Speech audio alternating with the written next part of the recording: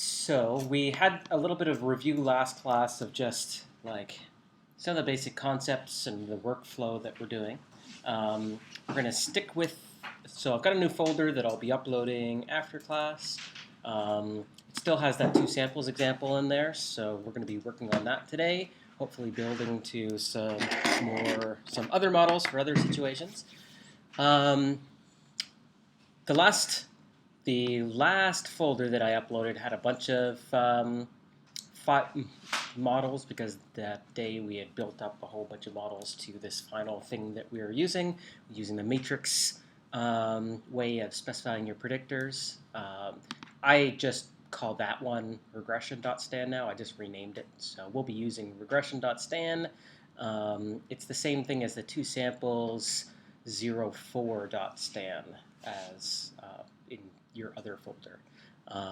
There's regression.2 or regression 2 in here. We'll deal with that in a little bit. So first of all, I'm going to open up this project by opening up the two samples rproj.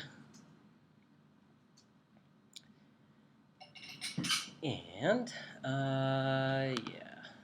Okay, so I don't want to look at the make fake data. I don't want to look at this. I want to just start at the top of the two samples.r file. And you'll notice, though, there's also another file in this folder called helpers.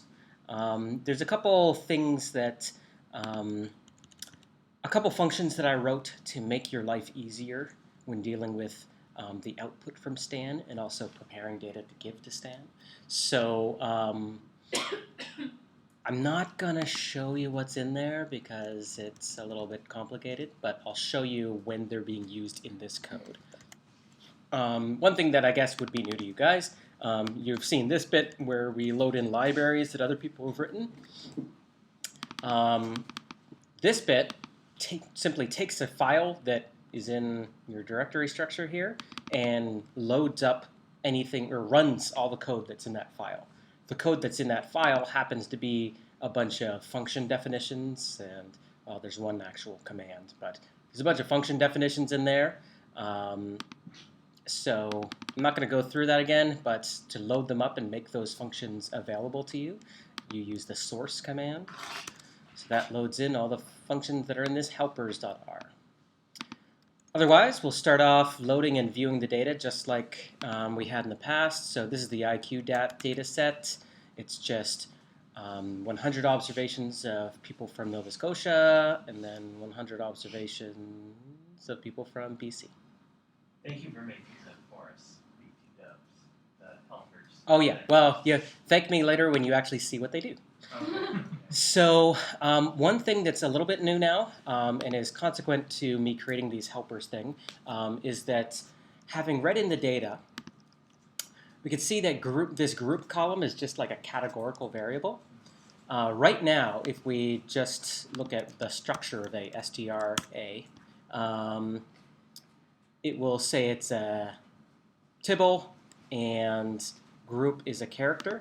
Another way of doing that is actually if we just type A, at the very top it'll say what it thinks the column is. So it just is encoded as a character string right now. We want to use the factor command or the factor function to turn whatever's in this column called group into a factor. That simply is a way of telling R that this is a categorical variable. And it will go through and find what the levels of that categorical variable are. So that's the factor function yep. that you set up. So the way this line is working, you're saying, okay, let's look at the right-hand side of the equals. We're calling the factor function and passing it. We look at the A data frame. And in the A data frame, the $ means look at the column called group and get the values in that column. So we're passing the values in the group column to factor. Factor does its thing and returns a result into whatever's on the left-hand side. And really all we're doing here is reassigning into A and a column called group. We could have created a new column, group fact or something, but it's not a big deal to overwrite a variable like this. The dplyr way of doing things would have involved using mutate, but it wouldn't have been much faster to do. Okay, so And I had this code in here from last time where we just kind of took a look at the data. We know it's one column is called IQ, and that might be sort of our outcome variable, and we've got this other column called group. So one visualization of it would be 2 histograms, 1 histogram per group, and that's what this little bit does. So we can see that there are 2 groups. There's maybe a little bit of shift, one relative to the other. One of the things that is pretty salient is that one of these groups is more variable than the other groups. Our first model isn't going to take that into account, but I'll show you how to actually detect that that's a problem for the model, and how to create a second model that actually fixes that problem. So we're going to use this model regression.stan. And you've seen it before, I just renamed it. It's expecting as input, well, you tell it how many total observations you have, how many predictors you have. So group is a predictor, intercept is another predictor. We're going to create a matrix that has that. You give it a vector of your observations, and you're going to give it a matrix. That's the predictor matrix. I'll show you how to create that in a moment. We used model matrix before. We're going to use something slightly different. It's going to look very similar, though. This little bit with the transform data, that was simply to create this thing y scaled that was the z transform of y, so that we can specify our priors using nice defaults. Parameter section just defines that there's this vector of coefficients. So for each column in the matrix X, there's a coefficient that is going to be used to multiply that column to sort of say what is the influence of this column on the outcome Y. And then this is a model that imposes homogeneity variance, so we need a standard deviation to say sort of how much noise is there in the data. Here's our model, our generative part of the model, where we say the data, so the scaled data, is normally distributed, where you have the matrix of predictors being multiplied by the vector of coefficients. So that implements that each column has some amount of influence on the outcome, and the coef indexes the magnitude of that influence, and some amount of noise, just generally in the data. The noise is modeled as just one value, so it's not a unique amount of noise per group. It's just the same amount of noise. You may be familiar with that as the homogeneity of variance assumption, and we'll actually look at weakening that assumption in a little bit. And we have some default priors on our 2 variables here. Coef is a vector, so this prior that's over here actually gets applied to each element in the vector.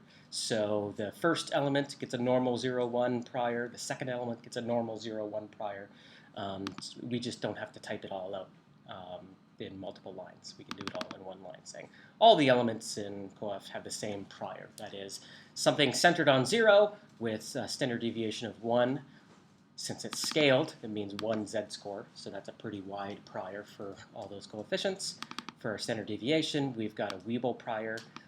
That's one of those positively constrained priors. It drops down to 0 credibility at 0. With 2 and 1, it peaks around 0.8, 0.9-ish. So that's, but it sort of has a decent amount of credibility up to even like 3 and 4 z scores. So it's a pretty wide prior for a noise parameter. We had at the bottom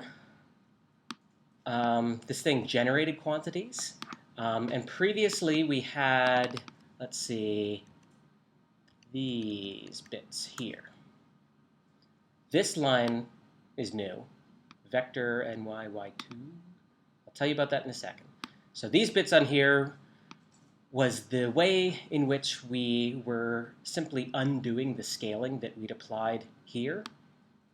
So we wanted to be lazy and have some default priors, so we scaled the data in order to say, okay, what did those coefficients mean in terms of IQ scores, not Z scores. That's how we translate those scores back to the original scale of the data. So for the noise parameter, we just have to multiply the noise parameter by the scale of the data that we'd originally divided by to get y unscaled. And for all the coefficients, well, for the first one, we again multiply by the amount of noise observed in the data and add the mean, because that's the first coef entry in the coef vector is the intercept. So you always have to add the mean back to the intercept. But for all the other ones, you just have to do the multiply by the noise in the data. So that's what this little for loop does. Now that I think about it, that's actually unnecessary. Yeah, we didn't actually even need a little for loop there. You could have just said, let me even do it. Well, I'll leave it here so it's not confusing. What is this y2 bit? I'm going to leave it. I'm not going to talk about it quite yet. I'll tell you about that in a moment. So it's there. It's going to do something, but I won't show you yet. So back to our R code. So that's like what we'd written as a model. It's ready to accept data and update our beliefs. So we need to structure the data in a way that the model is sort of designed to accept. So we want a matrix of predictors. So we're going to use the function getContrastMatrix. So getContrastMatrix is similar to what you had before with model matrix. If you even remember that code, we went through it pretty quickly that day that we used it. So what getContrastMatrix wants is two arguments, a data frame. So we're passing it A as the place to look for columns of data, and a formula. So we say formula equals, but then we put this tilde here. And that tilde simply means it's the way of telling R that this thing is a formula. The stuff on the right-hand side of the tilde is going to be some set of predictors that you want to have in your contrast matrix. So here we just have one thing. We just have that column called group. It has two levels. So the result is going to be, we're going to assign the result into this thing, capital X. And if I look at the top little bit of X, it's just two columns. One column is an intercept, and it's going to be all ones. The other column, it's called group 1. Not group. That's because it's saying that if there happens to be more than two levels of group, we would need more than, when there are two levels of group, we need just one column. If there were three levels of group, we'd need two columns, etc. We'd need multiple contrasts to reflect the multiple differences that could happen between the groups. So that will be handled automatically by getContrastMatrix. We're going to deal with that in, well, probably next class. But for now, since there's only one, well, this group 1 is showing that this is the first contrast associated with group, and there really aren't any other contrasts associated with group. Seems a little redundant to have the one there when there's only one contrast, but it's not smart enough to know to take that off. Question? This might be something we covered next day, but just from my own personal understanding, if you were to have three possible groups within the original group column, when you make up the new formula of the groups, and you have group 1, group 2, will it automatically make a new group for every single possible interaction for each of the original groups? So if you have two groups, there's one possible interaction. If you have three groups, there's three possible interactions. We'll cover that next day. Okay. This topic is how, for a given number of groups, how many contrasts do you need to reflect that data? We'll deal with that next day. We could go all the way through X. There would be positive points. Yeah, so I'll say view X, and the negatives are all for the Nova Scotians, and the positives are all for the BC. It has automatically assigned one to be the negative, the other to be the positive, according to, I think, since we turned it into a factor, and factors get automatically ordered by like what gets called the first level and what gets called the second level of that factor, gets just assigned by alphabetical order. Alphabetical order ultimately decides what gets the negative and what gets the positive. We can always flip that around if we want. Again, that only affects the sign of the coefficients, not anything about the inference otherwise. Okay. So what happens if you have more than two, like if you had like Ontario, BC, and Nova Scotia? Yep, okay, that's going to be Friday class. Okay. Yeah, Yeah, that's what we're going to deal Because with you that wouldn't Friday. be able to do just the negative and the positive, right? You have to you have to do something more nuanced, yes. But Git contrast matrix will do it automatically. On Friday, I'll just describe what it's doing automatically. I have a question too. Yeah. So when we used model matrix, I remember having to do something to get the negative 0.5s and positive Yes. 0.5s instead of the ones and Yep. the negative ones. So this is I've done this. My helper code Oh, that's automatically neat. does Okay. it so that it's the negative 0.5s and positive 0.5s. Is it So okay you guys- to thank you for it now? Yep, yep. Go ahead. Now that we know, Yeah. that's one thing it does. Yep, that's one thing it does. Good. Okay, so the next little section is sampling the model. So we're going to use the stand function from the rstand package. We're going to pass it the name of the file that contains the model that we're actually going to want to run, and we're going to pass it as the data argument a list of things corresponding to the list of things that we told stand to expect. So we need to tell it ny, the number of just total data observations, and that's just the number of rows in A. We have to tell it an x, the number of predictors in the matrix X, and that's the number of columns in X. We have to give it y, which is just the IQ column in A, and we have to give it x, which is the matrix we just created. So I'll run that. It'll compile and then sample, and I'll make this a little bit big so those messages don't get too weird.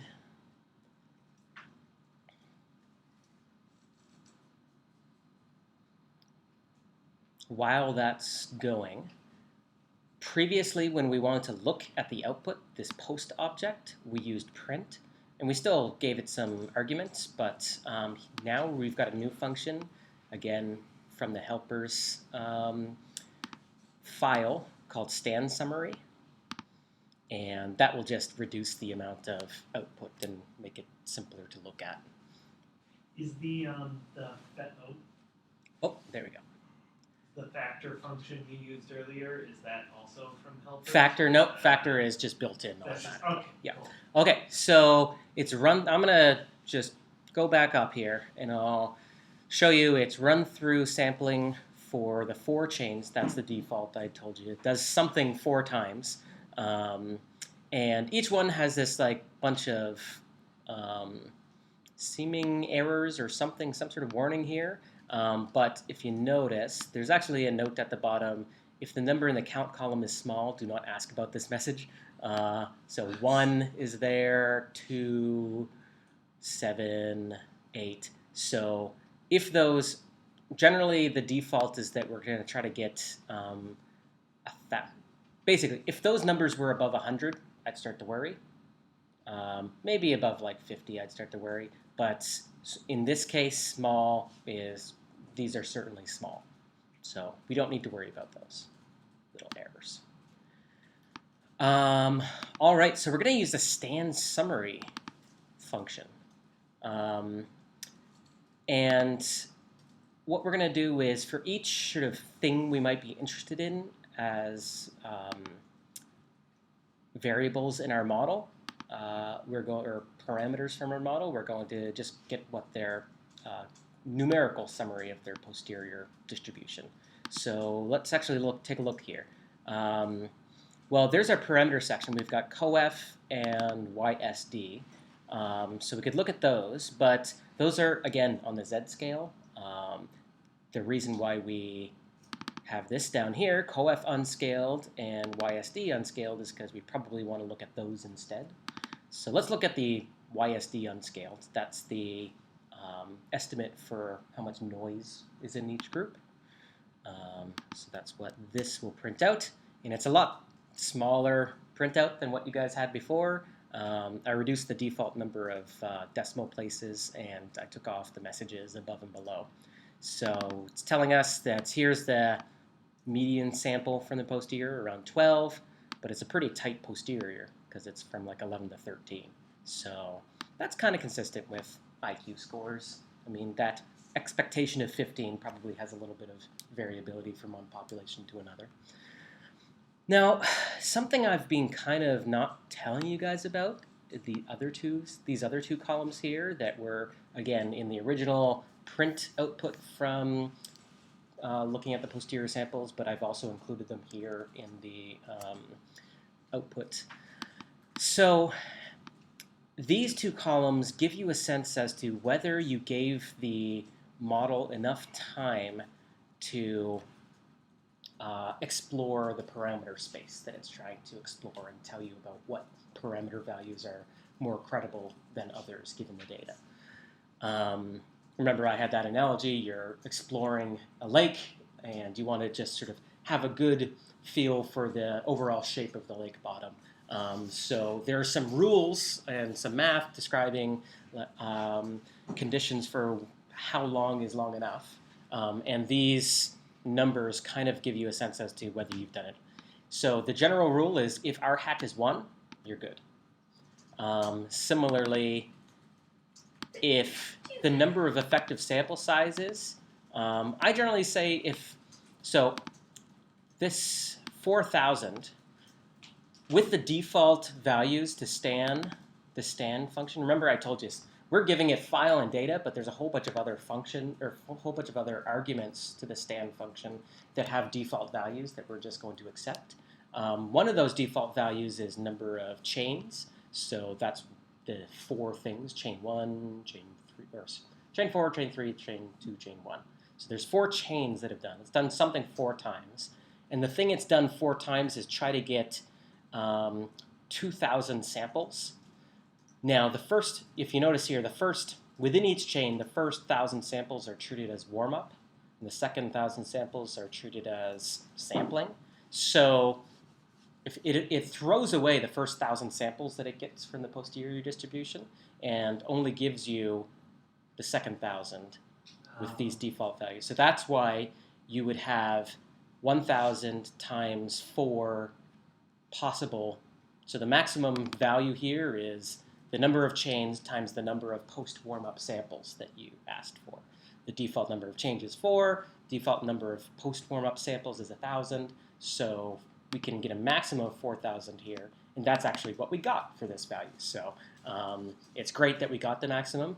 Even if we didn't get the maximum, if our hat was still 1 and we got, like, I don't know, 2,000 here or even 1,000, I'd still be okay with this. With more complicated models, we'll encounter that scenario. This model is so simple it samples very quickly and efficiently. If this were down at like 50, I'd start to be wary of my ability to estimate a 95% credible interval with only 50 samples from a distribution. Is that just built into the rstan function that you wrote or something? It's built into stan itself. These estimation of these properties, these estimations of whether you sampled for long enough. So why would it be different? If you get the scenario where it's a little bit complicated, but in general, it wants to see that you're exploring the surface of the lake relatively randomly. And if you get stuck in one place of the lake, that suggests that something's wrong with how the model was made, or something weird about how the model interacts with the data, i.e. the data and the model don't actually match each other. Okay. And so that can create scenarios where what this effective sample size is kind of doing is it's doing what's called autocorrelation. It looks at, okay, the first point it explores in the lake, the second point it explores in the lake, and make sure that if you imagine you got stuck in a place, then the location would sort of repeat over many things, and it would induce what's called an autocorrelation. I won't get too far into it. It's because it's more into the mechanics of what it's doing to sample than really you guys need to know. Not a how does it do this, but just will we learn this? Will we ever learn the, I guess you can say why you would want to increase or decrease the number of chains you run? If you, there's generally little harm to running more chains except for time, and ditto okay. more samples except for time.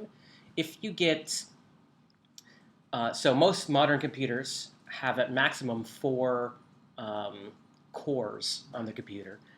So you actually can do this stance. So when I just ran it now, it ran serial. It ran each chain one after the other. Each chain only took about like a third of a second to go.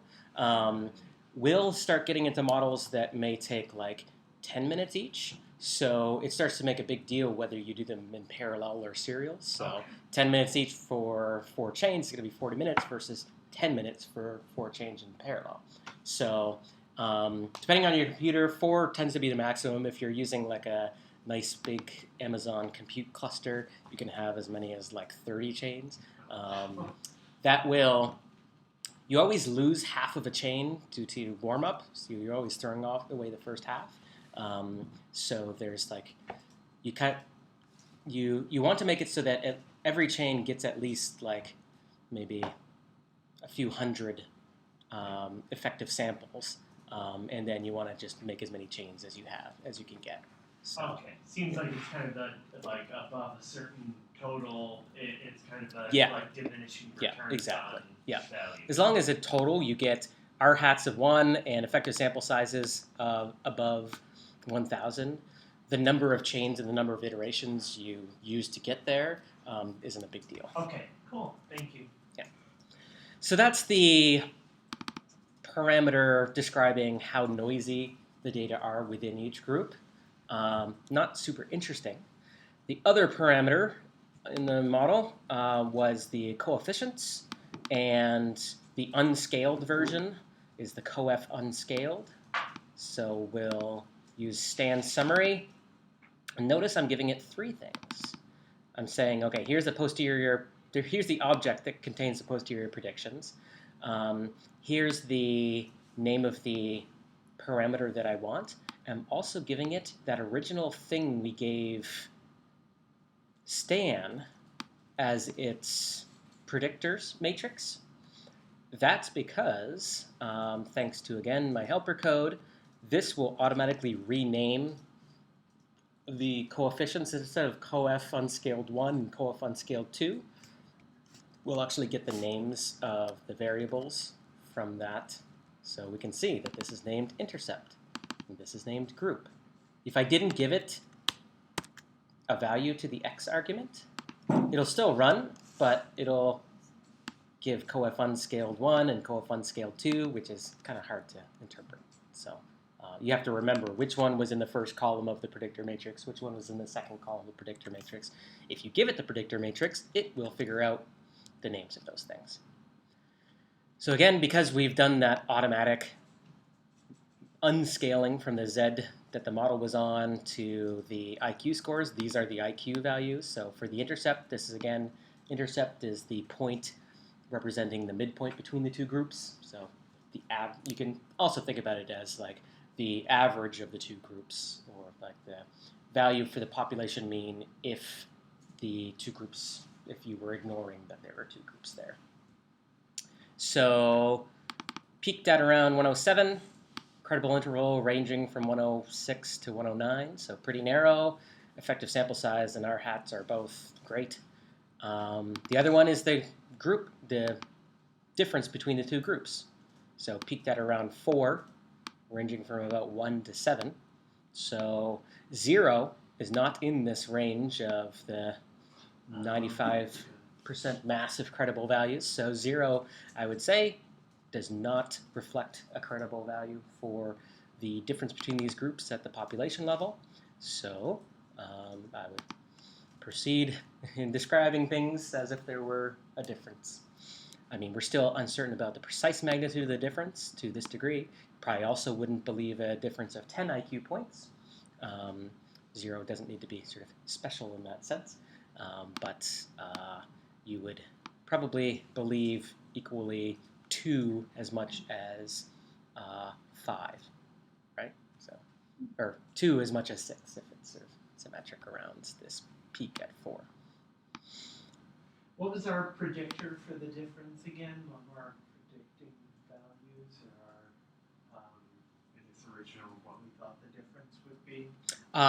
So what is the observed difference that we had? I like in the Stan code. What did we put As our prior for? prior? I'm sorry. There we yeah, go. I'm Okay, sorry. so we had a prior on. Predictor felt like the wrong word. Yeah. So the prior is on the z-scores, and it's peaked at 0 okay. with okay. a standard deviation of 1 z-score. So you can think of it here as peaked at 0 with a standard deviation of whatever this y unscaled was, so about 12. Okay.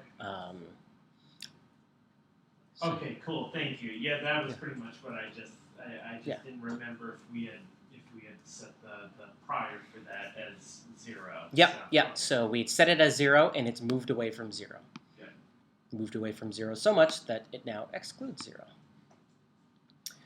So back to the. So there's a couple new things for you. There's the stand summary, and if you give it the contrast matrix and you're talking about the coefficients from this regression model, it will name them nicely. And is stand summary something that was part of the original code built into? Nope, it's in the helpers Okay. functions. Yeah, I should maybe just make like a package and so that you guys, so I can put the double colons and you guys can be clear that it came from that package. Another thing we can do, thanks again to some of the helper functions, is let's get the, so this little table tells us what are credible values for beliefs in the intercept and credible values for beliefs in the thing that we would probably be actually interested in, the group difference. But sometimes people are interested in seeing like, okay, what about this group? What about this other group? Let's show a plot to show the two groups and some representation of our uncertainty about those two groups. This is the representation of uncertainty for the difference between the two groups that we want to do. That would be sort of the highlight of a report. But sometimes people want to have plots that have what they would call the raw data or the original conditions in the experiment. So we could actually do that kind of by looking at this and saying, okay, if there's a 4-point difference between the groups centered on 108, then one group is at around 106, the other group's at around 110. That doesn't give us the uncertainty around those points, though. So this get condition post will take the posterior predictions, take a parameter that you want to get the, well, this is the parameter that reflects the influence on the mean. And if you give it the, again, the matrix that had the predictor contrasts, it will automatically figure out how to, what the predictions the model has for each condition. So CP is going to be the thing that I'm putting that into. So CP now is a data frame that has a prediction for each group, for each sample from the posterior. So there's 2 groups, 4,000 samples from the posterior, so there's going to be 8,000 sort of rows in this frame, and 3 columns, 1 for group, sample value. Now, we could plot up like the distributions for each group just from this. It's probably better to do a little summary where it's the median and the credible interval, the 95% credible interval for each group. So that's what this little workflow does next. It groups by that group column, summarizes, so it gets them for each group. Across samples, it gets the median of the samples for that group. It gets the 0.025 percentile for that group and a 0.975 percentile for that group. And then it'll plot it. There we go. And then it'll plot it as a point and error bar. So that's though if you know, say a reviewer, for example, insisted on seeing, as you said, that raw data, some you could representation. just I mean, send them this that is also a way to double check 1,000. that you interpreted the direction of the difference the proper way, that which group had the higher value. So here, again, this is fake data, but I made it so that Nova Scotians had lower IQs than the British Columbians. Just to clarify, so this is not actually the raw data, though, right? It's No. from the sampling. No, this is, yeah. These are sort of, this reflects the 95% credible interval for the population mean of Nova Scotians. Now, we could actually superimpose the raw data on there as maybe points. We'd have to add in, I'll actually do that, 'cause that'll be fun. So we've got geom point there and all that. We can just add on a geom point layer. We're giving it data that's not the default data. We're giving it data that's in A. And mapping AES, whoops, no. Mapping equals AES, X equals group still, and Y equals IQ. And let's put alpha transparency on them of, say, 0.1. Because I have multiple geoms. Yeah, when you have a scenario where you're layering multiple data sets, it starts to become messy to try to use one common thing. Oh, question? I was just going to ask, is the reason that didn't work is that you're using geom point in 2 different places? No, you're Okay. perfectly allowed to. Okay. The way it is that for some reason, geom point is still looking for something called low 95. If I put y min equals null and y max equals null, what happens? There we go. Well, it's ignoring something, but that error shouldn't happen. Like that's a bug in their code that it looks for something called. So what has happened is that, again, this goes back to your ggplot lectures. By putting a mapping in here, we've asserted that all the layers subsequent need these columns.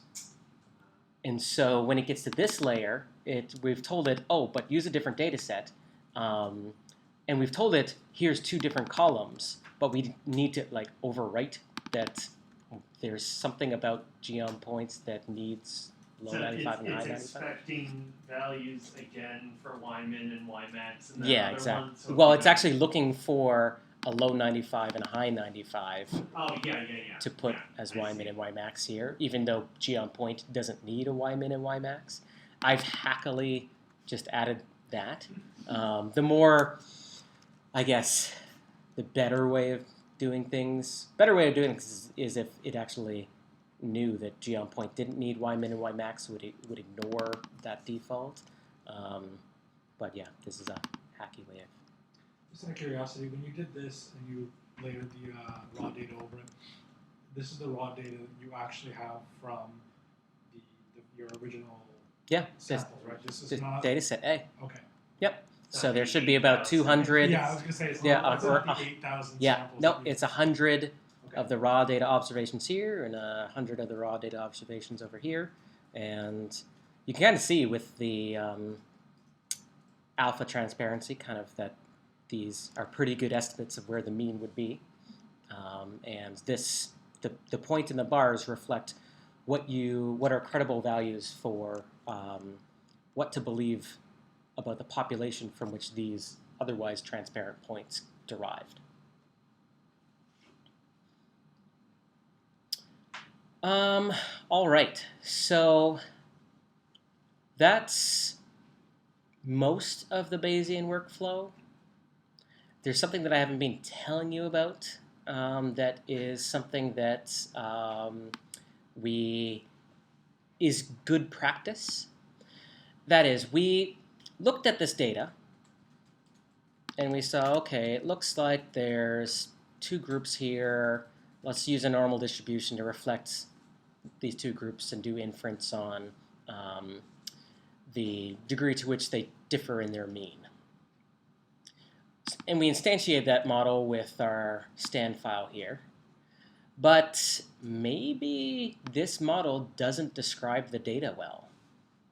So part of the sort of using prior information to inform your inference that Bayesian modeling incorporates is the actual structure of the model itself, the fact that we're saying that these are normal distributions.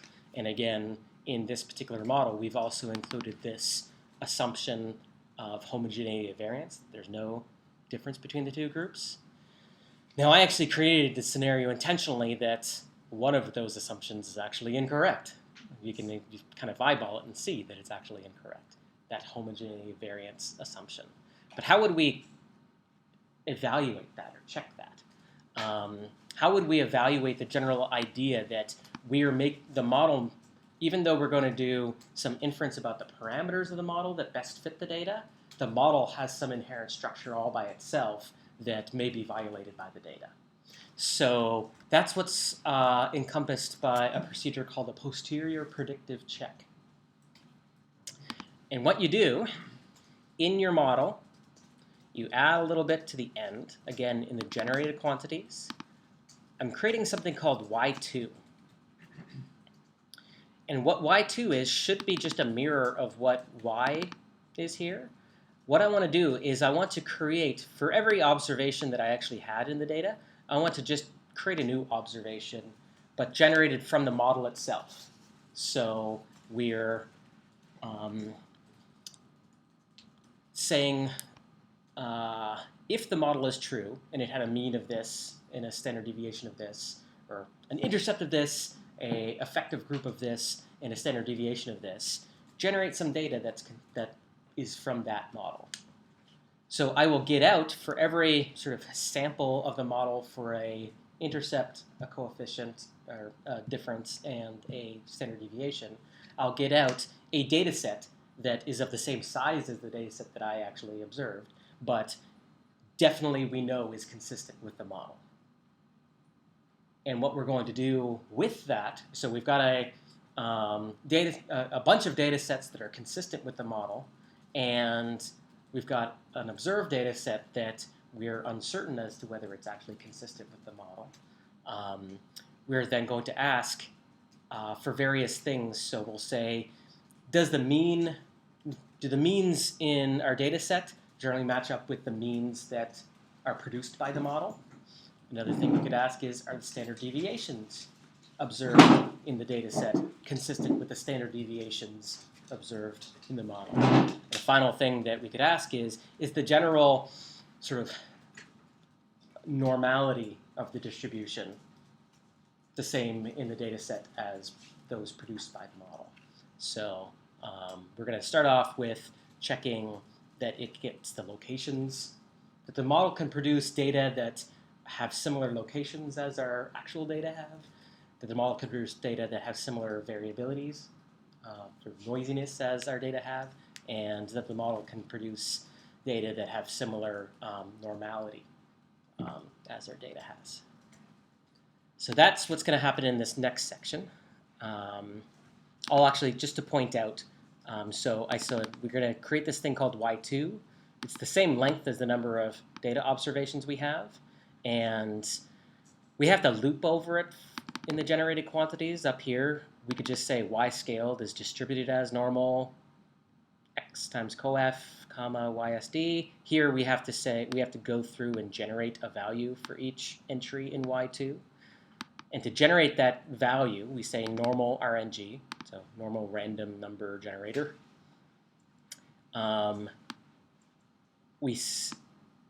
We again do this same multiplication. So the predictor times the coefficient, the unscaled coefficient, because we're eventually going to compare these Y2s with our actual IQ data, and with the amount of noise as determined by whatever YSD unscaled is. So this is going to create something in our posterior samples called Y2 that, again, for each sample is a data set that we know is consistent with the model, and we can compare that set of data sets on some measured property, so like the mean or its variance or something like that, normality, and compare that to our actually observed data. So I'm going to use the fact that I put comments in here. So the posterior predictive check section, we'll use the extract function from rstan to refer to the post object that contains all the samples and say, get me out the thing called Y2. And that's extract always returns a list, even if we only want one thing. So we just want this double square brackets 1 is, I'd mentioned this before, but it's the way to just take something out of a list and just refer to the thing, not as a list. So if we take a look at what this is, what is samples? str samples. It's now a matrix with 4,000 entries, 4,000 rows. So there's a row for every sample that we asked for from the posterior. And there's 200 columns. So there's a column for every data point we originally had. So there's as many columns as, like, the number of columns is the size of the experiment that we had going into the experiment in the first place. So we want our simulated experiment. Each row is a simulated experiment. So we've got 100 from one group, 100 from another group. This line simply transposes that. It's easier for me to deal with the data if the samples are in columns. So there's 4,000 columns and 200 rows and not other way around. So that's what the T does. I then turn it into a data frame, and I add in the columns for what we actually observed for the IQ and what the labels were for each group. Once I do that, I'll do a view as well. So I'll say view, what is samples now? Oh my. It's I thought it was just like Yeah. one row. Yeah, it's still something that has, So it looks, it's basically our original data plus a bunch of new columns. Each new column is a simulated experiment from the model. But there's 200 rows. So what I want to do first is reshape this, because I don't want 200 columns. I actually want, for each sample, there to be like a column that says sample number and a column that says value for that sample. So that I can then refer, we're going to do some summaries, and I want to refer to each, I just want to do the same thing to each column, and that's easier done when you use the gather function. I guess I'll say tidier gather. We'll do that here. So I'm going to gather so that, just select this much and show you the output. Now it's a table with, again, the observed values. There's 200 of them, group values. The sample num, that's like the simulated experiment number. So that's going to go from 1 to 4,000, and the actual value that's from that. So I've got a value for each group in each simulation, each sample from the posterior. I have a simulated data set, and I also have the original observed data set.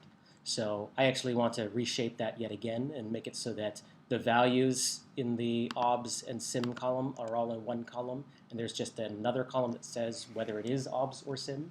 So again, stacking the columns. So that's what this next little gather does. Oh, it went all the way through. Whoops.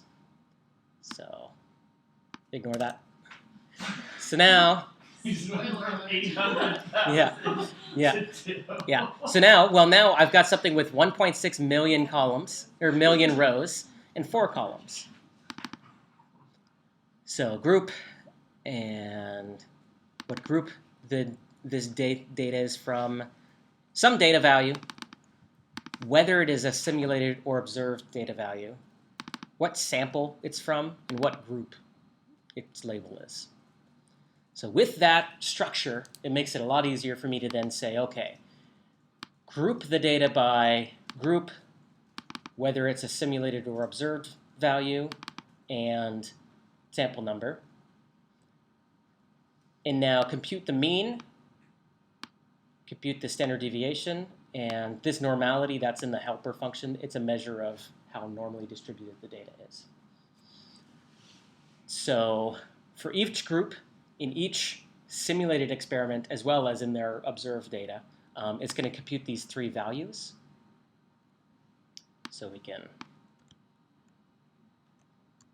select that much and show you the first little bit of the result. So you'll notice that for each simulation, the observed data is going to have the same number, because again, the observed data actually don't change from one simulation to another. Oh, right. If we'd resorted it, and these were the sims at the top, each simulation would have a slightly different number. So this is the observed mean for the BC group, the observed standard deviation for the BC group, and the observed normality score for the BC group.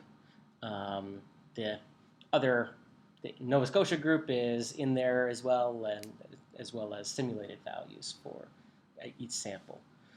So now we're going to still group by group, but now we're going to compare simulated versus observed across all the sort of simulated scenarios. So we're going to say what proportion of the simulated means are greater than or equal to the observed mean. If the simulated mean, let me draw.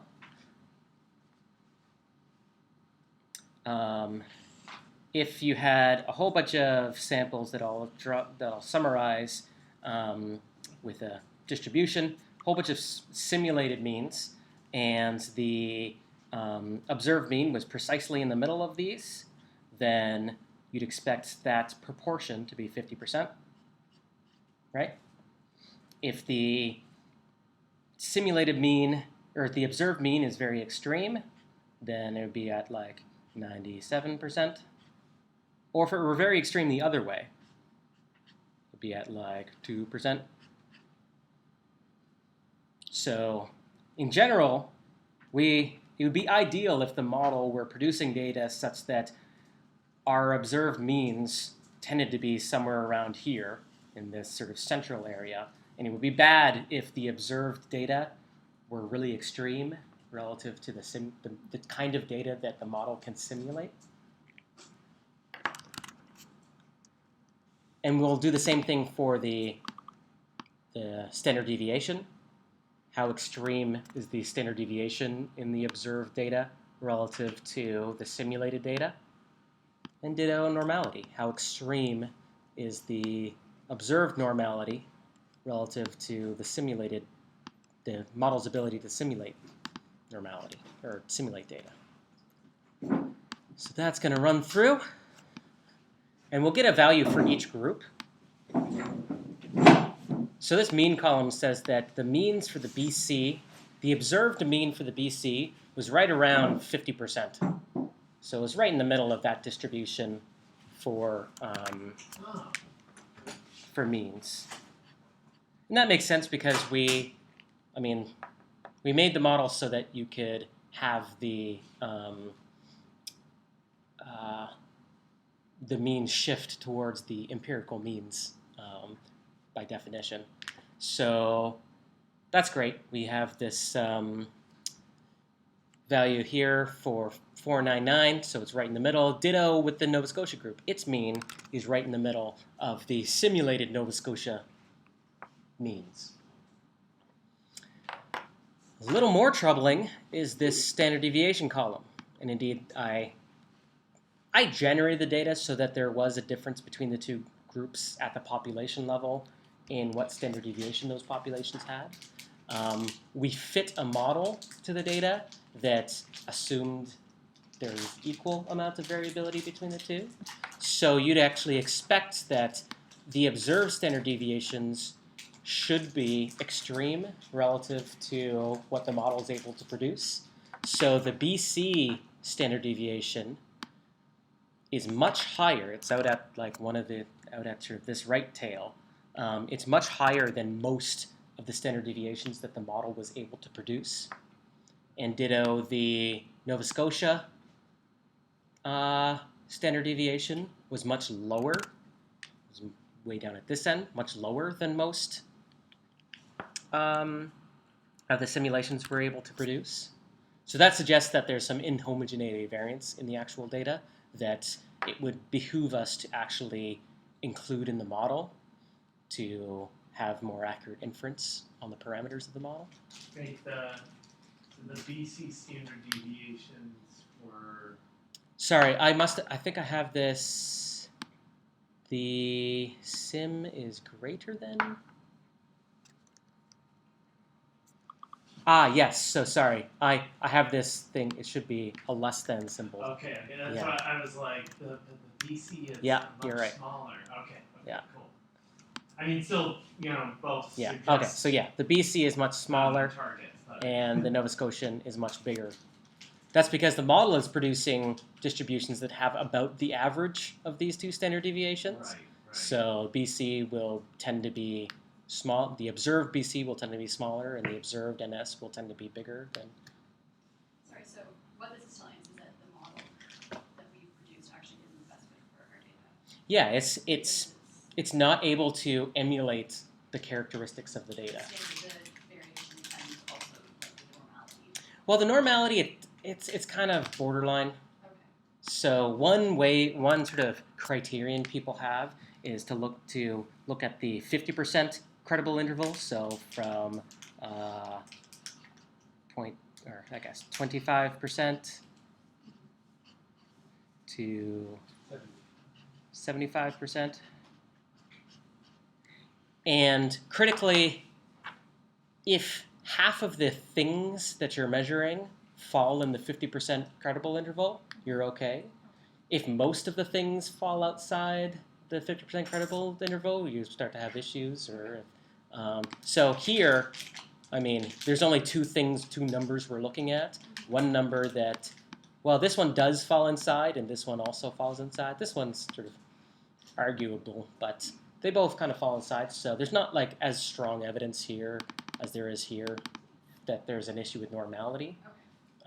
And I generate the data from normal distributions, so it's. So then we would need to create a model that accounts for this.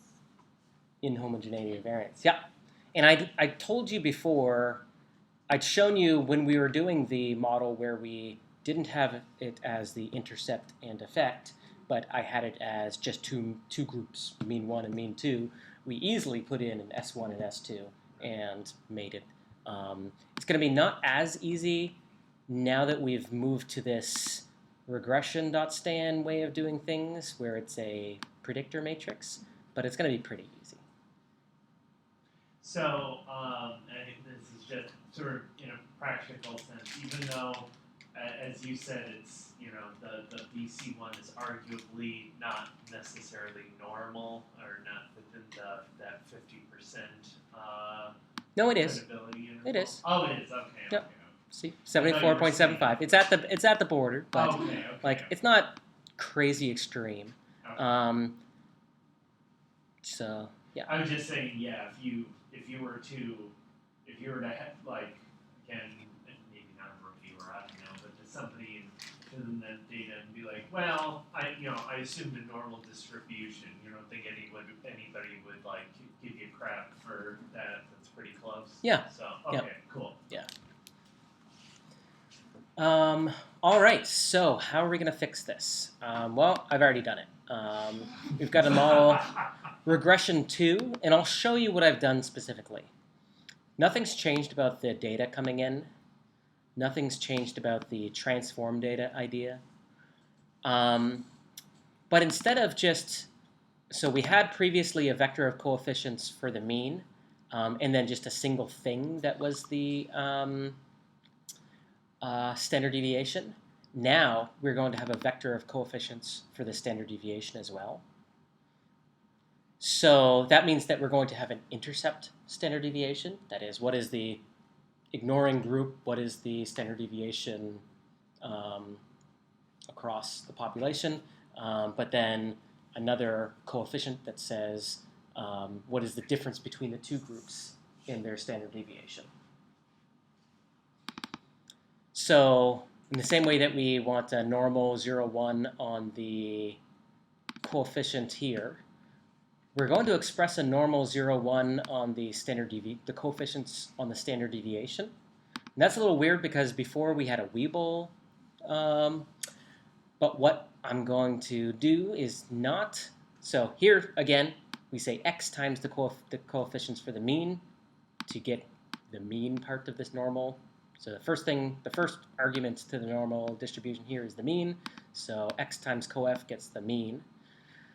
And it's x times coef SD for the standard deviation, but I've put that inside this call to exp. Exp is the exponentiation function, and this is a very common way to deal with inhomogeneity of variance, is to say that effectively what we're doing is we're saying that there's effects on the standard deviation that are happening on the log scale. So there's a difference between the two groups in terms of log standard deviation. The exponentiation ensures that whatever this turns out to be, it's positive. So before we had to use that Weibull partly because we wanted to express that standard deviations can only be positive, and the Weibull drops to 0 at the 0 point.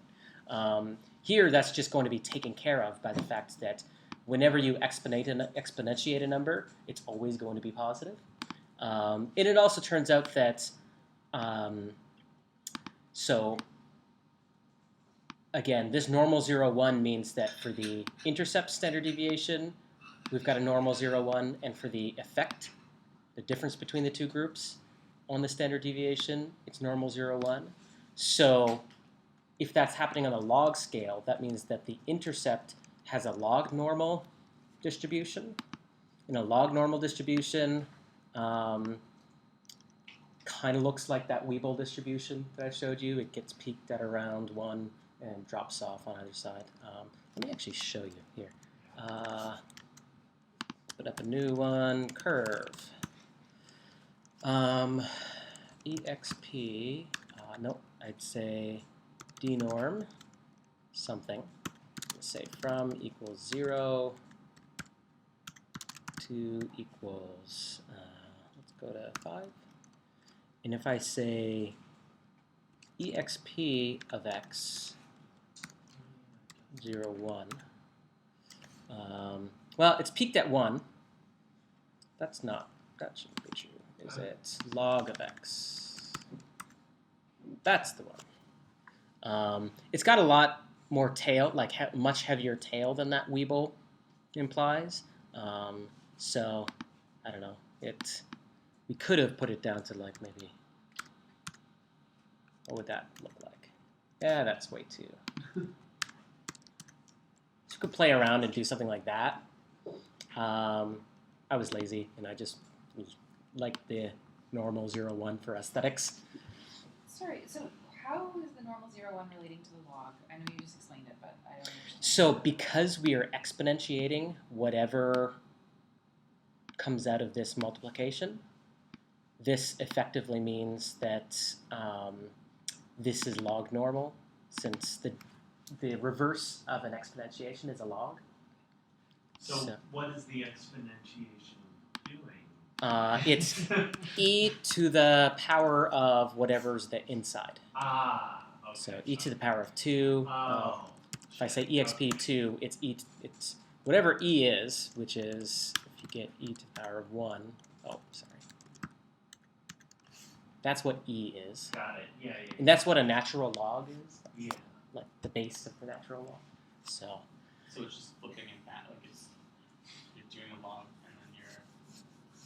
and then then you're doing an unlog. Yeah, so you're expressing that, so whenever you're talking about this co-FSD, the fact that you later do this exponentiation implies that this is normal on the logarithm scale.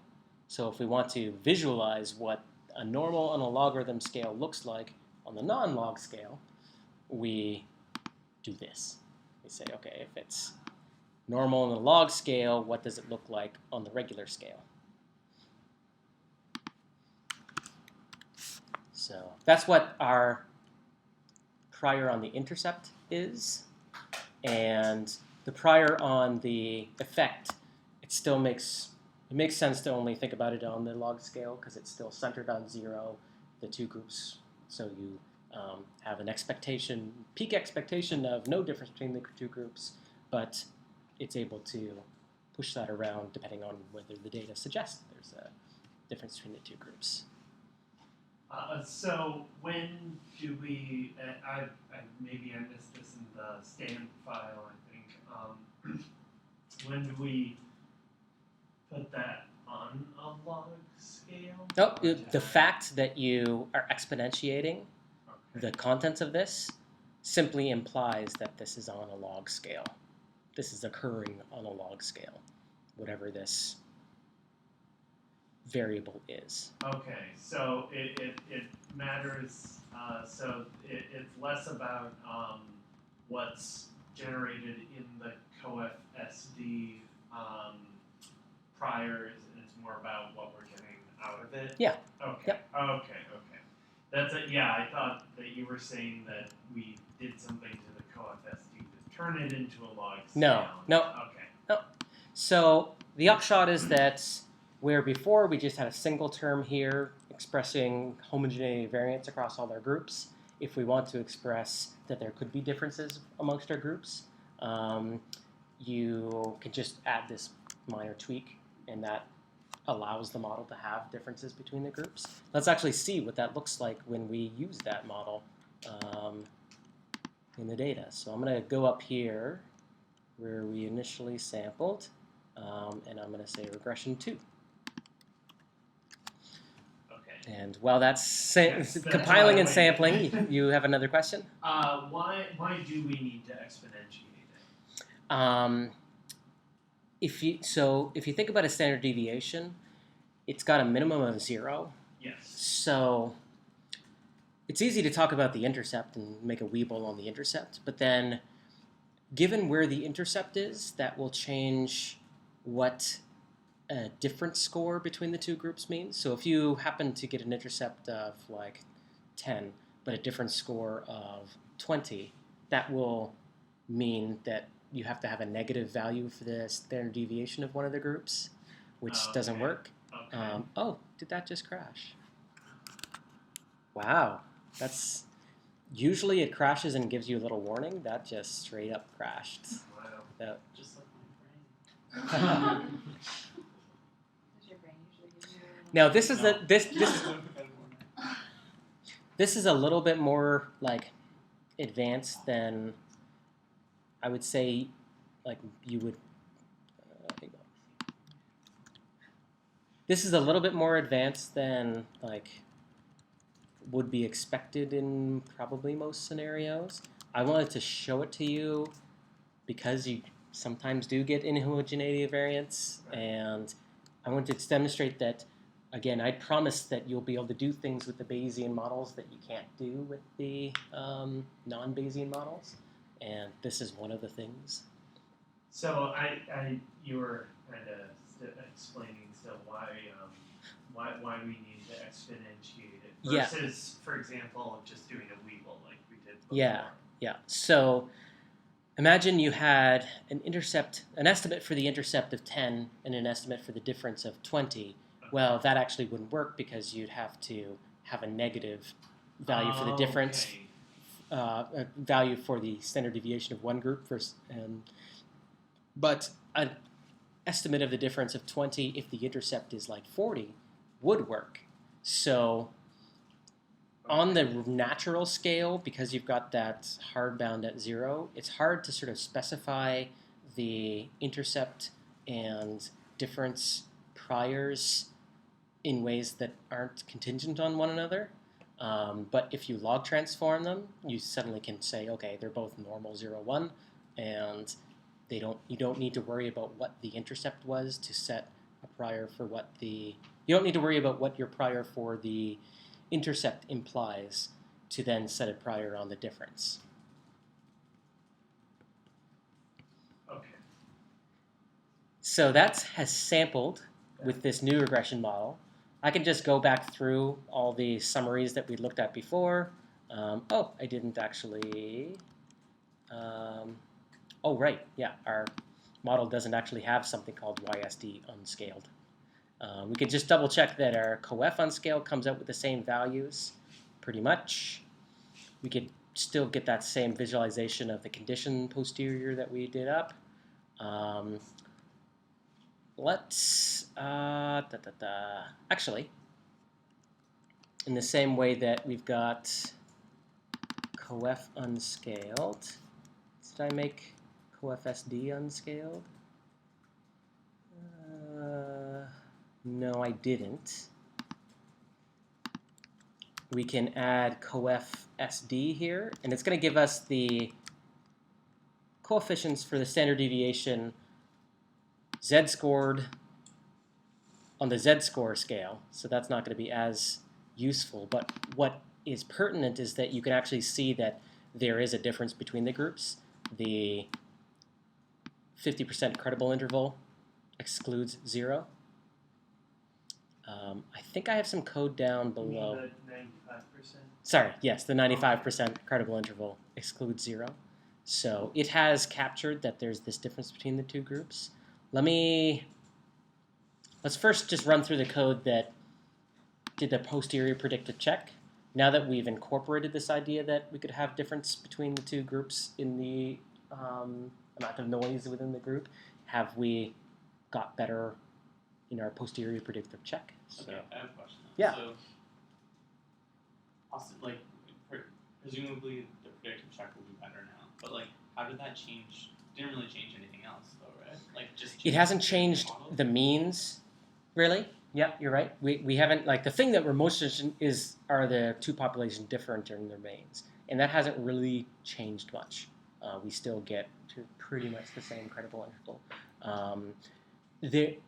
That may be, though, unique to either the simplicity of this model or the specific situation that I generate for data. There could be other scenarios where the thing you're interested in changes as you make the model fit the data better. So it's always a good idea, even if this example doesn't demonstrate a change in the thing you're actually interested in consequent to making the model fit better. It's always a good idea. If you actually can discern that the model doesn't fit well in some given characteristic, it's a good idea to try to make it fit better. Yeah.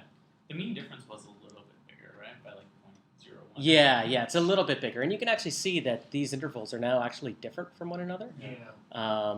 So we're actually much more confident about where this mean is relative to this mean. And that's reflecting the fact that this one actually has a smaller standard deviation than this one. Here's our posterior predictive check again for the mean. It comes up smack dab in the middle.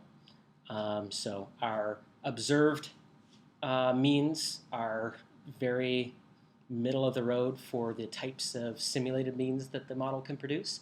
Ditto now, the standard deviations are smack dab in the middle of what the model can produce, and ditto normality has actually gotten a little bit better in the sense that it's closer to the middle of the road. So here I would say that this is a posterior predictive check that we've passed, at least the things that we've thought of. There's other metrics you could use to ask about, like, what about the skewness? Well, that's kind of encompassed in the normality that I included, but there's multiple measures of normality, so maybe you don't like the one that I happen to choose.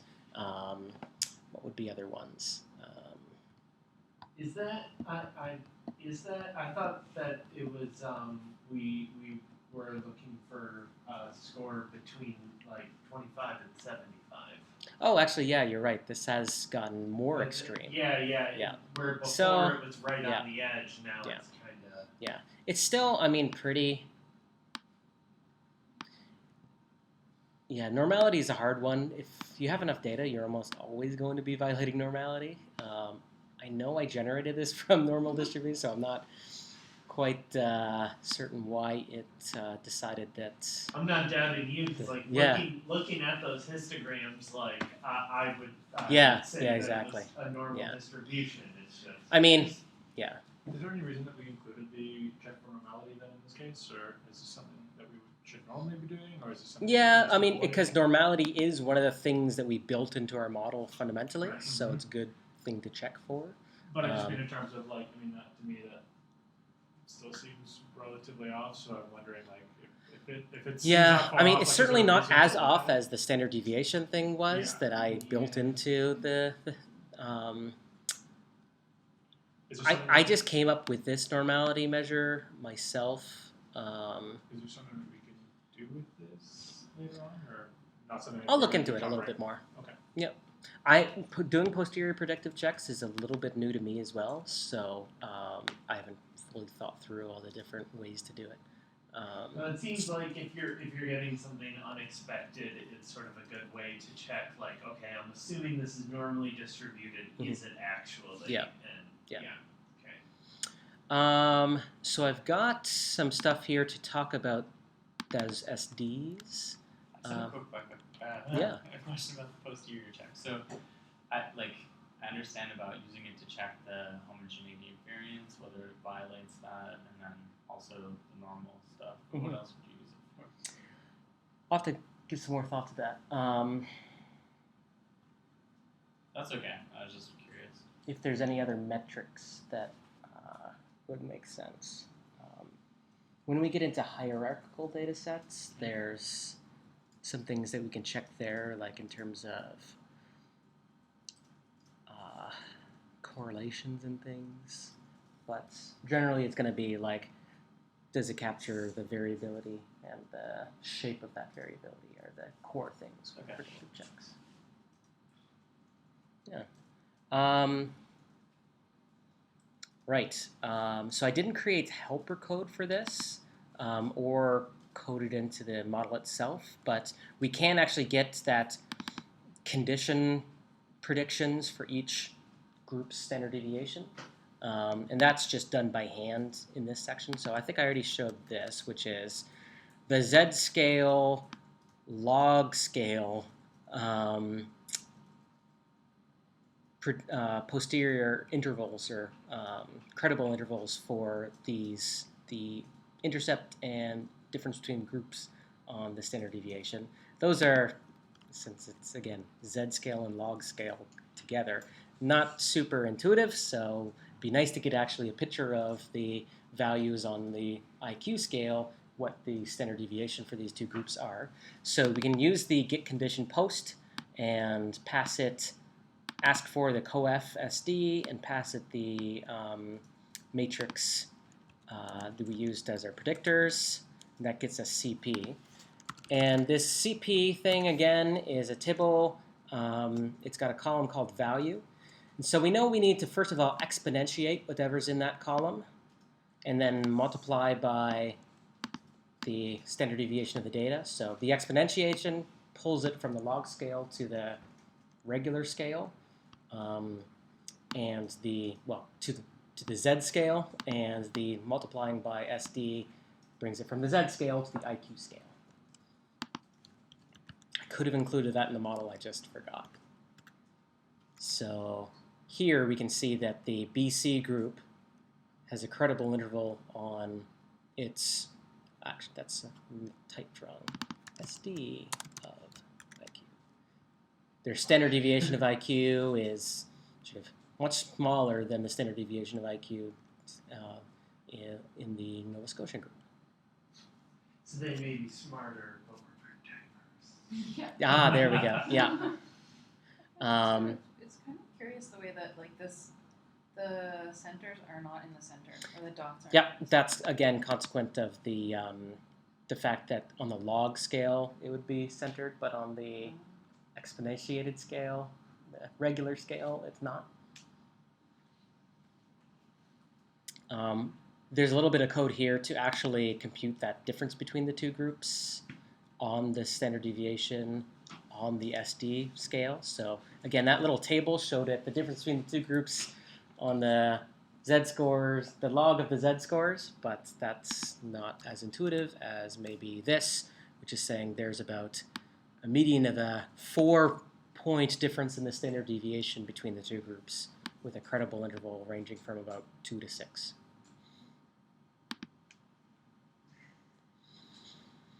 Yeah. So all this code you're giving us, like I wouldn't be able to generate this myself. Well, yeah, but what I want you to at least start doing is being able to think about using it, adapting it to what you guys would have. So certainly, like, I created all these helper things, and you guys would not be expected to do that. That's pretty advanced. But like just using them, and also like I've given you some intro to dplyr and these pipes and how to compute things, but I wouldn't, again, yet expect you to be able to like come up with that on your own in like a test scenario. Copying code is there's no such thing as plagiarism when it comes to code, as long as you understand what you're doing, or sort of work through trying to figure out what it's actually doing. I am my #1 plagiarist.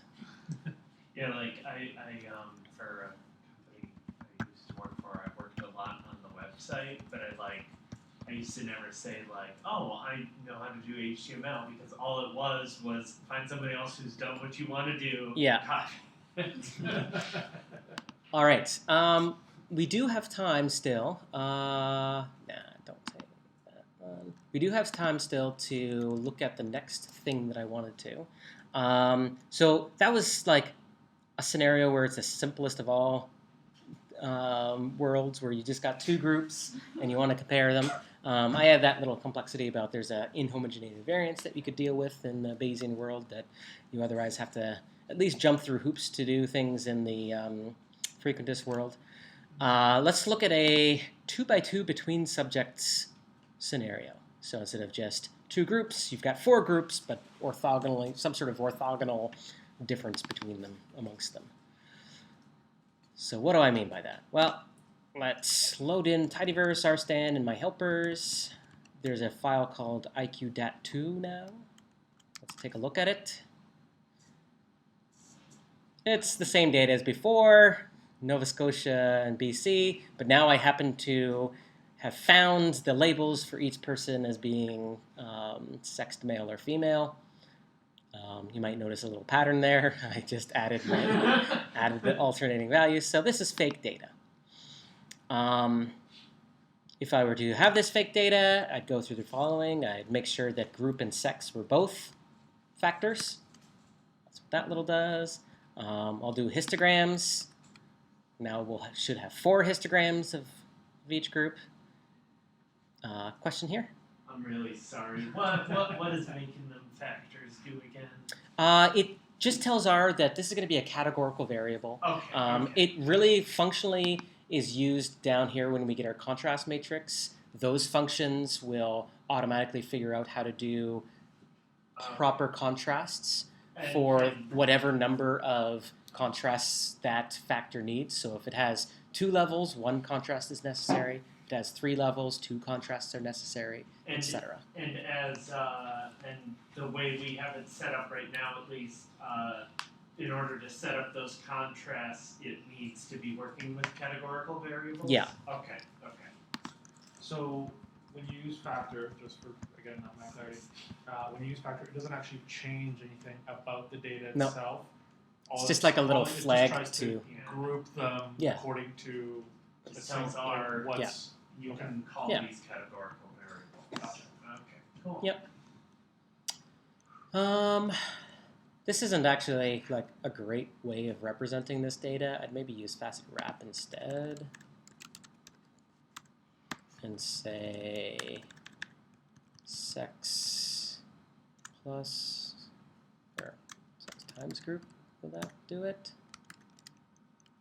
And, oh, it's the exact same, but if I tell it, I changed where the labels. Yep. Where the population. nCall equals 1. That will make it all in one thing, so they have a common x-axis that it's kind of easy to see-ish. So what's going to be new here? Before we got a contrast matrix, we're going to use that same regression.stan. We get a contrast matrix, and this time, instead of saying formula equals tilde group, we can say formula equals tilde group plus sex. So I'll file that. Oh, I need to tell this to be not 2 samples of 4, but regression.stan. But otherwise, I give it the data in the same way. I say how many rows are in A, how many columns are in X. Here's the data column from A, and here's X. Oh, I didn't run headX to show you that there's this new column. There's a new column in X now that just codes sex as -0.5 and +0.5. So wherever it sees an F, it has probably a -0.5, and wherever it sees M, it'll be +0.5. Does it also is it also negative and +0.5 for the NS or BC, or Yep. what are those? Yeah. So they're still -0.5s. If we say view X, it's just simply recoded those characters into numbers. Okay. All right, so we've got this thing called post. This was the homogeneity variance one, so it does have something called YSD unscaled. Good sampling, about 12, ranging 11 to 13. We can look at coef unscaled, and now instead of just group, we'll have group and sex. So there appears to be, again, that main effective group that I made the data with. Sex, though, I just kind of randomly assigned labels for that, so we'd expect that it actually wouldn't have an effect. So indeed, 0 is thoroughly within this credible interval, so 0 remains a credible value for the effect of sex. Is there anything missing?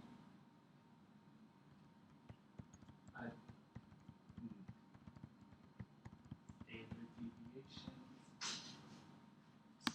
Well, if Oh, we do have we that, actually. yeah, we made it used the homogeneity variance model. Just, is it possible to group these and like examine them, not just looking at what is the difference in group and what is the difference in sex, but whether like males from Nova Scotia are different from males in BC? And there's a Yes, it is. Okay. It is. Does anybody have an alternate, more succinct expression of the question that he's Whether posing? There's an interaction. province, yeah. Yeah, whether there's an interaction between the two variables. All right, so this brings us back up to our get contrast matrix bit here and the formula that we're putting in. I haven't taught you this like language part yet, but when you put group plus sex, that implies 2 main effects. If I say group plus sex plus, and I'll put some space to just be visually distinct. Group plus sex plus group colon sex. That means do a model with a main effective group, main effective sex, and a group by sex interaction. Now, you actually almost never see it written like this because there's a more succinct way of writing things. Take that part off and replace this plus with a multiplication. That implies the full main effective group, main effective sex, and the interaction. So you'll see that a lot more often. Thought I'd show you that first a little bit to be clear and in case you see it elsewhere. It also, when we run this, so now we've got a model with group and sex as main effects and an interaction. let's look at the head. Oh, we've got now a column, group 1 colon sex 1. So this column encodes the contrast associated with the interaction term. So we can run this again. It'll run immediately and very quickly because we've already compiled it the first time.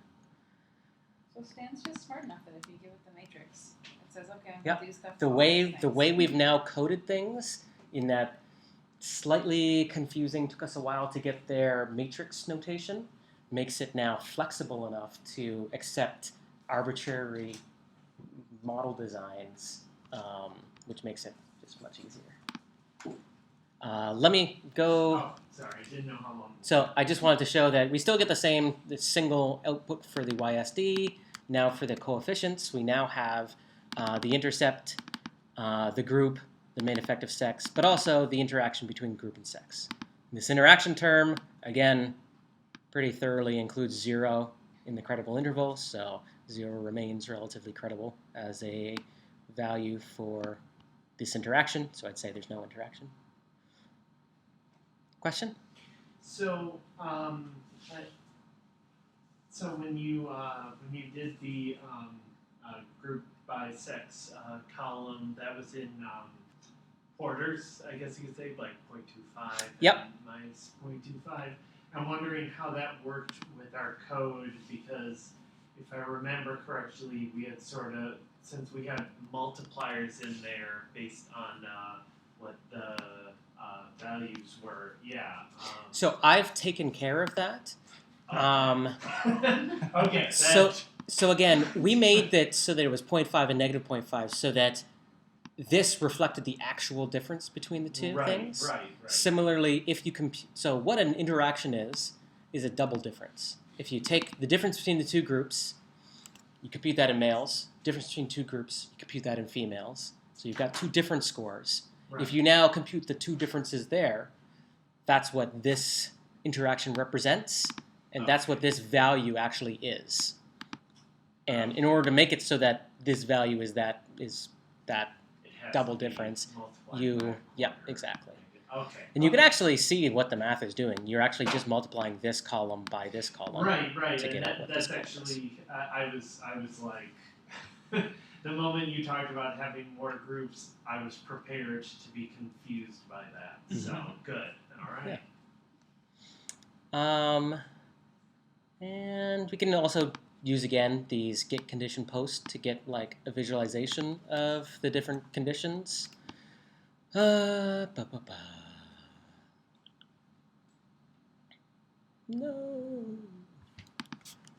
This worked before. I wonder.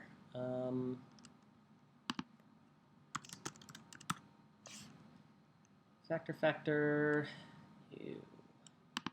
Does it work with this? Maybe group bisex isn't considered. It still works with this. I need to fix it. There's an error. So this is the additive model. That's what it means when you don't have the interaction in there. This is the additive model. My helper code, I didn't test it yet on the interaction.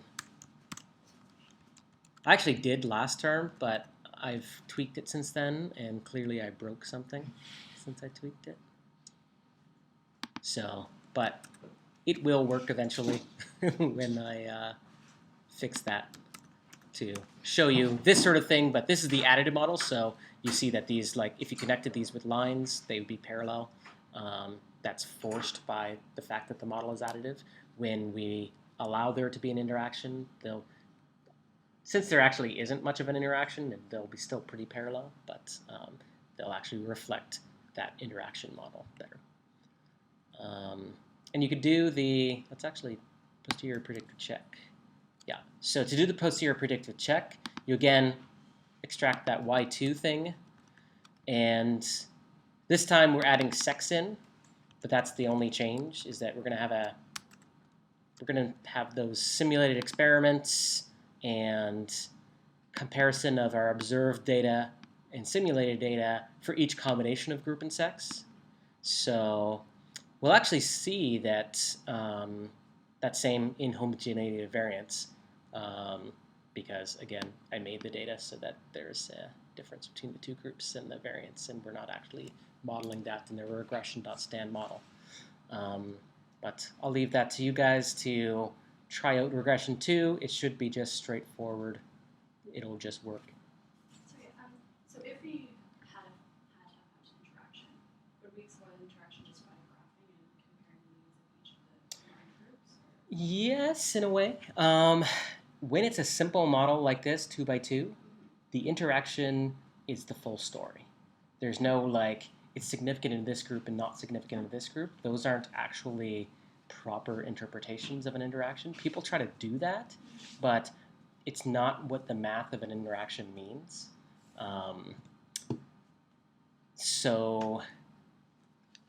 But when I get this fixed, I'll get this fixed for Friday. We'll go back through this, and we'll be able to actually explore the interactions. And you can do that exploration in the posterior of saying, okay, compute the difference score for what is the difference between Nova Scotia and BC in the females, and plot that with this predictive interval or posterior interval, and do the same thing for the males. And you'd have that sort of thing to talk about.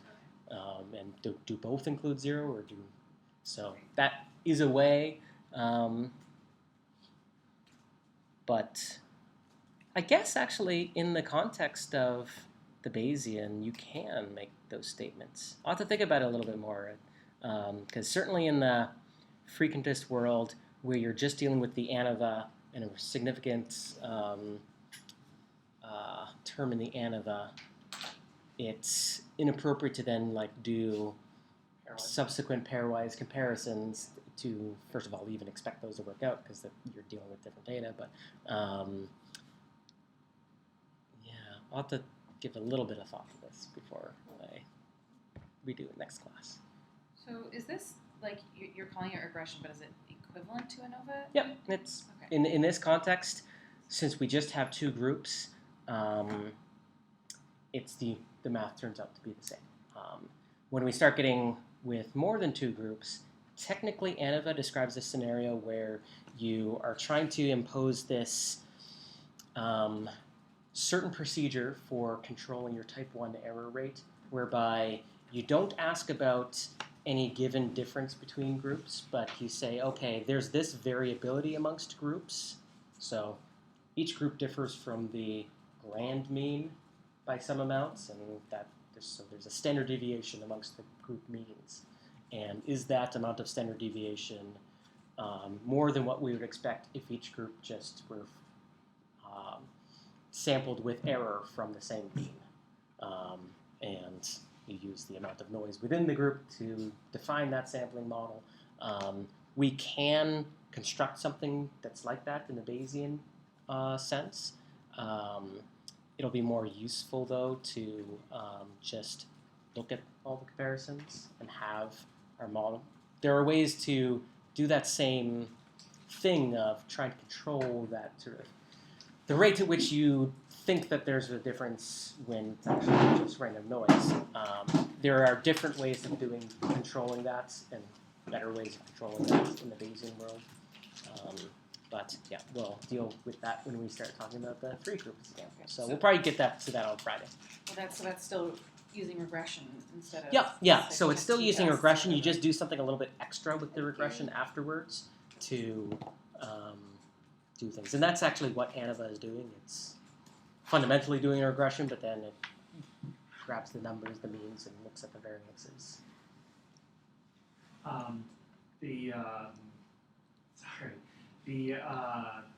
This is, I guess, way back.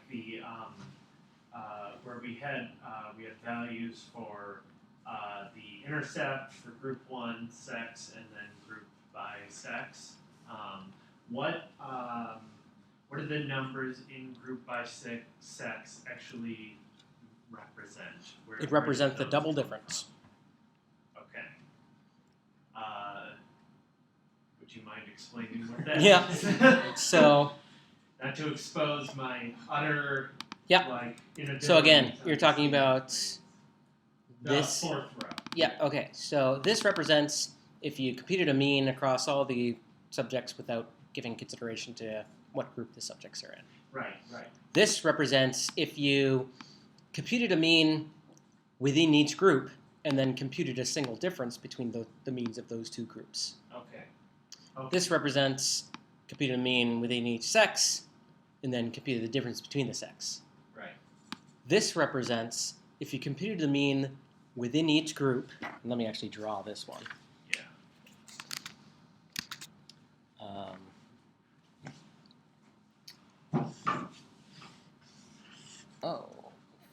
There we go. It's more like this is one of those examples where it's like I've done this before, but not actually understood necessarily how I was getting the numbers I was getting. Okay, so you can compute a mean in this group. M and M, that's not nice. So compute a mean in this group, compute a mean in this group, compute a mean in this group, and I'm just arbitrarily numbering them. Right. If you say M1 minus M2, that's some value, call that delta 1. And M3 minus M4, some value, call that delta 2. Call this one double delta. Oops. So the difference between delta 1 and delta 2. Okay.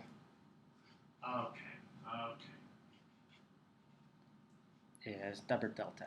It turns out that it actually doesn't matter which, whether you do the difference row-wise or column-wise. So Right. M1 minus M4, call that delta 3. M1, yes. 3, or would it matter if you use M1 and M4? That's 3. It would matter. It would That doesn't look like an M2. Minus M4. Call that delta 4. Double delta is the same for delta 3 minus delta 4 as it is for delta 1 minus delta 2. So that's what an interaction is. It's saying that the difference in differences is different. Right. So, okay. So, okay. Yeah. All right, so we'll stop it there.